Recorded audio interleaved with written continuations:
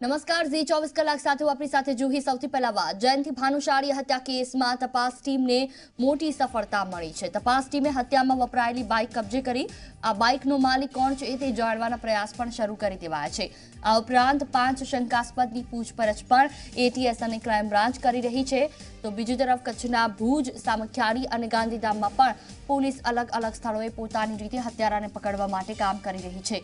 તો કચ્છથી અમદાવાદ આવવા માટે જયંતિ ભાનુશાળીએ લીધેલી રેલવે ટિકિટ પણ મળી છે।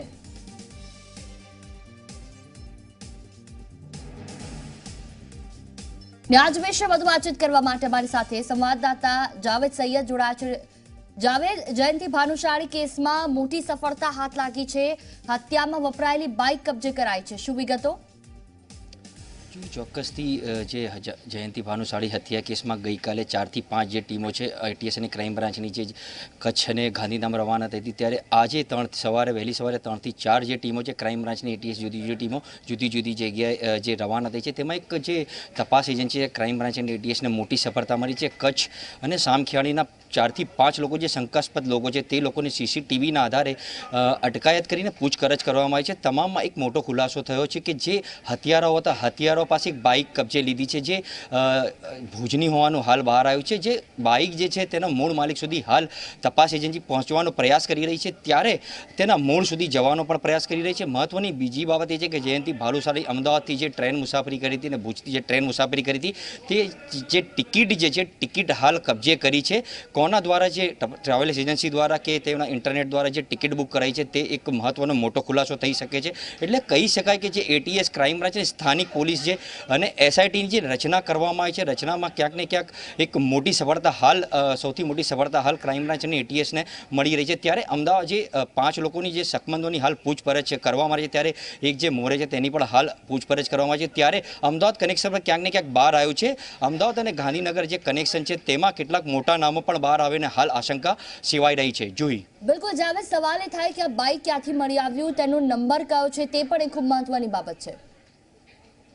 જોઈ જે બાઇક હાલ એટીએસ અને ક્રાઇમ બ્રાન્ચની તમામ દિશામાં તપાસ કરી રહી છે। જે બાર જે કહી શકાય કે ભુજ કાં તો ગાંધીધામની હોવાનું હાલ એટીએસ અને ક્રાઇમ બ્રાન્ચનું માનવું છે। તેનો નંબર પણ તપાસ એજન્સી પાસે ક્યાંક આવી ગયું છે, એટલે તેના મૂળ માલિક જે છે મૂળ માલિકના પાસે પહોંચી આ બાઇક જે છે બાઇક કબજે કરી અને કાયદેસર તેઓ લોકોની જે પંચનામું કરવાની પણ કાર્યવાહી હાથ ધરવામાં આવી રહી છે। મૂળ માલિક સુધી પહોંચવાનો પ્રયાસ કરી રહ્યા છે। જે ટિકિટ કહી શકાય, ટિકિટ જે કબજે કરી છે તે કોના દ્વારા બુક કરવામાં આવી તમામ દિશામાં હાલ તપાસ કરી રહી છે। જ્યારે ભાનુશાળી હત્યા કેસ થયો ત્યારથી જ હાલ ક્રાઇમ બ્રાન્ચ અને એટીએસ અને સીડ દ્વારા એક મોટી સફળતા પ્રાપ્ત થઈ છે। એટલે ત્યાં જે 5 લોકોની જે અટકાયત કરી છે તેમનું અમદાવાદનું કઈ રીતનું કનેક્શન છે તે ક્રાઇમ બ્રાન્ચ અને એટીએસ અમદાવાદ જે તપાસ એજન્સીઓ છે તેના દ્વારા પણ હાલ તપાસ કરવામાં આવી રહી છે। જોઈ બિલકુલ, તમામ જાણકારી બદલ આભાર જાવેદ। તો હત્યા પાછળનો એક નવો ખુલાસો કે જેમાં બાઇક મળી આવી છે એ બાઇક છે કે જે હત્યારાઓ લઈને આવ્યા હતા। જો કે આ બાબતે હાલ તો તપાસ થઈ રહી છે કે અમદાવાદ ગાંધીનગરનું શું કનેક્શન।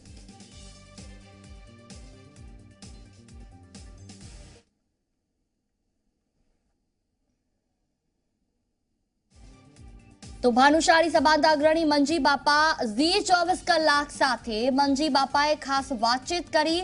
આ હત્યા કેસમાં પોલીસ મંજી બાપાની પૂછપરછ કરી શકે છે। ભાનુશાળી સમાજ હવે શાંત નહીં બેસે, અમારો આક્રોશ વધે તે પહેલા તંત્ર કાર્યવાહી કરે, મને પોલીસ બોલાવશે ત્યારે હું હાજર થવા માટે તૈયાર છું।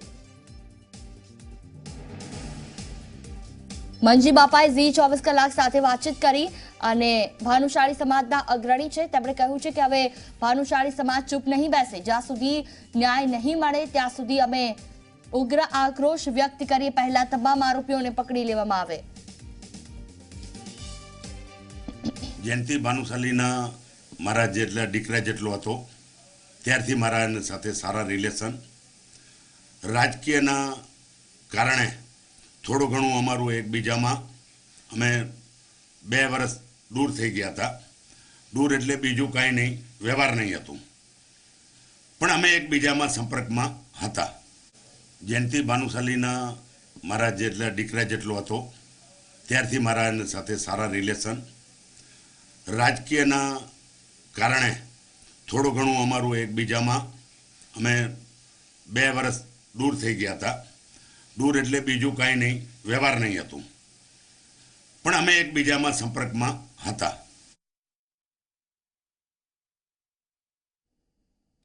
તો આ તરફ વાત કરવામાં આવે સેલવાસના મસાટ ઔદ્યોગિક વિસ્તારમાં આવેલી સનરાઈઝ સ્પિનર્સ